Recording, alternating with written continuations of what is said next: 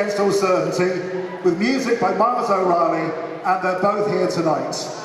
Please give a massive welcome to Michael D. Higgins and Myles O'Reilly.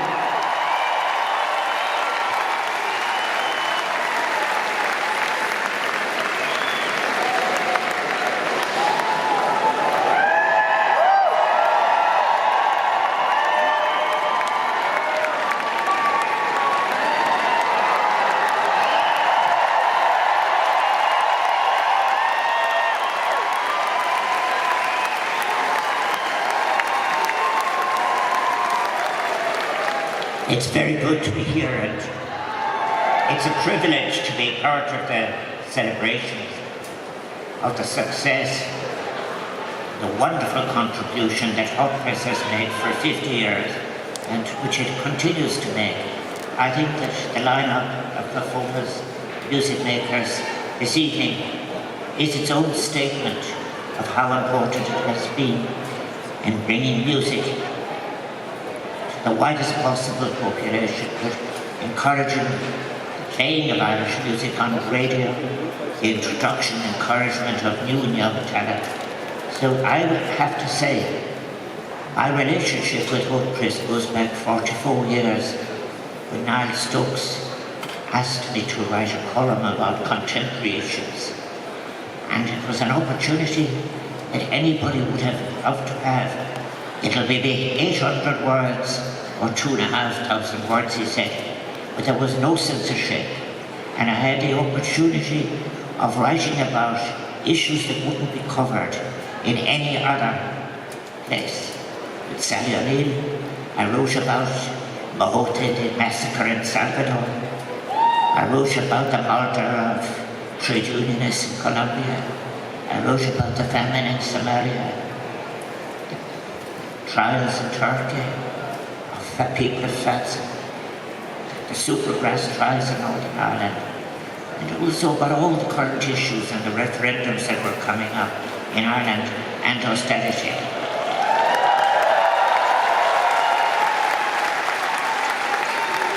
I want to thank Niall for that extraordinary opportunity I was given. He published what wouldn't be published anywhere else, and I think they have a music paper sharing one of these. Young people in Ireland used, when I'd be going home at night, say to me, "Had any tickets for the matches in Rome?" But then they would also ask me about any of the issues I'd written about. Hot Press introduced the connection between politics and culture and music and the end of repression. The poem I'm going to read is a poem that I wrote, I published first in 2001. I only need to say that all my family were involved in the War of Independence, but when the terrible Civil War came, our family was divided. What both, I think, my uncle and my father shared was an incredible damage to their health. And thus it was when my sisters were 7 and I was 5 and my brother was 4. Our family had to be divided up, and I and my loving uncle and aunt and my mother were my sisters. My father married my mother in Melleray in 1937.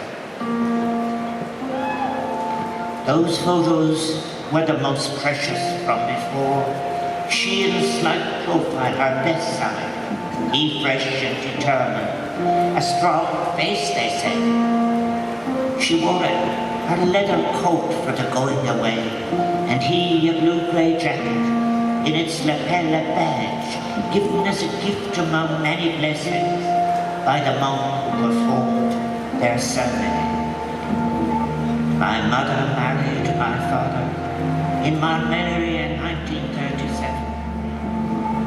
Why should we not weep and make the song for others' tears that teach to grieve, and saws the long sigh that breaks out a breath taken from the spirit that trembles in its search for truth?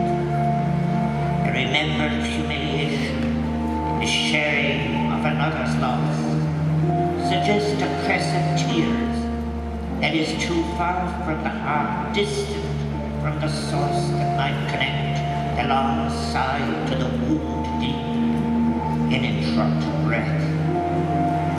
I weep for the lost child not allowed, in by times made adult too soon to gaze at joy exchanged, hear words battered in laughter. It is the little things that make a resonance for certain, in oblique constancy, lodged in crevice memory, they hold on and blossom.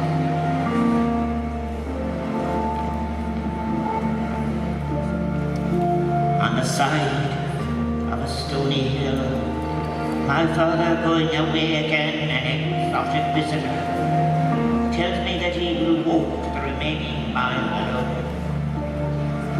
I place my frame in his surviving energy. My mother married my father in Melleray in 1937. From the worn space of his jacket lapel, he takes a badge worn since his marriage.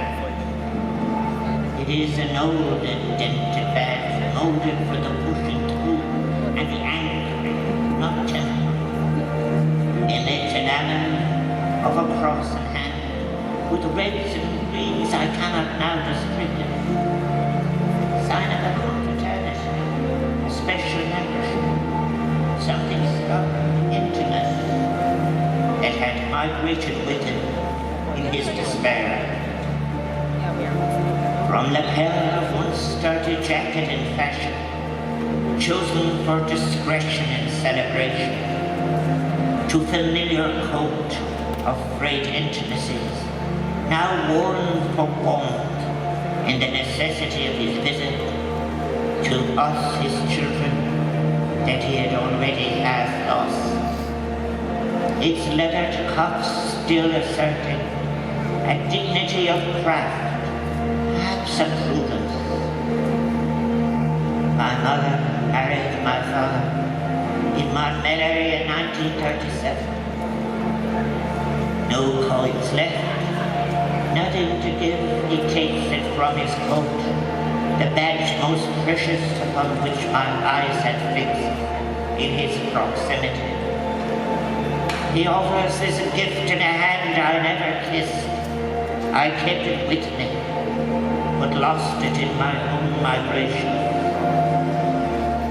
When I remember now, this sacred little thing, I want to grieve for him and let his anger go and my childish shed. My mother married my father in Melleray in 1937. I kept this secret gift of my father in the space shared between us in a world of shortening time. Why should it not be allowed to remember?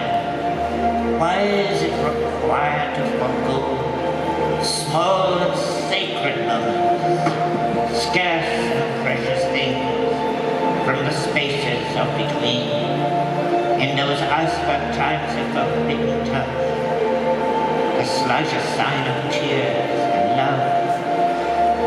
My mother married my father in Melleray in 1937.